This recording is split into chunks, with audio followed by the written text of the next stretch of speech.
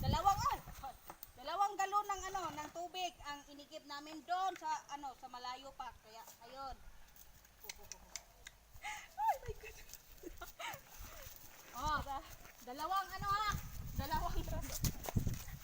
oh. Dalawang galon. Up. Oh, yeah, double rights ito mga katotsi. While siya ang naka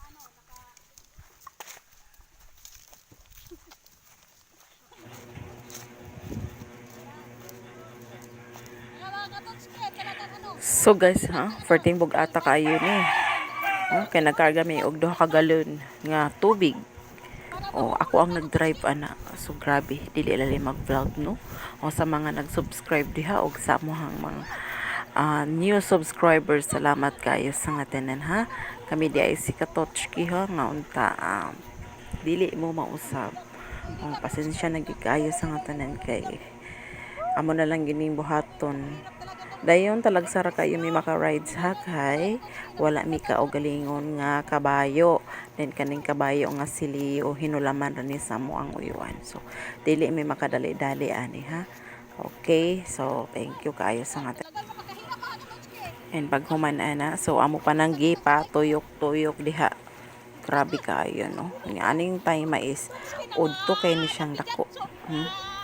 So katong nag-request diha nga magkarga mi og tubig isa ka duha na siya ka galon na lagi siya sulod no. Oras na siya puno ha.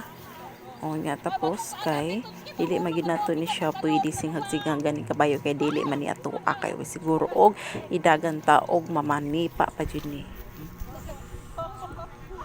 Grabe kayo.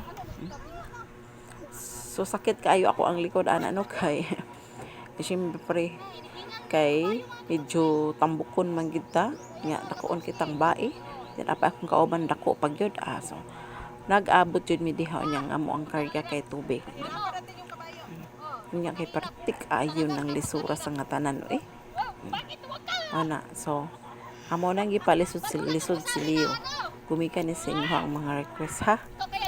Okay. Nang malaman mo kung ano.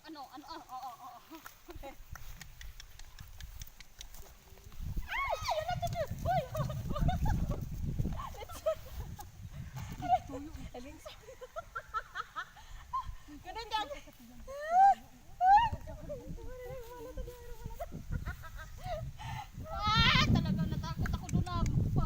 Akala ko mahulog na ako. Totski.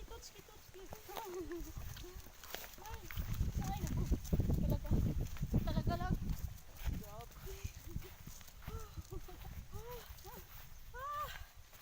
Ang hirap humawak sa galon na puno ng tubig na isang. So ito mga katotski, another challenge. Dalawang galon ng ng tubig ang inigib namin doon sa sa malayo pa. Kaya ayun.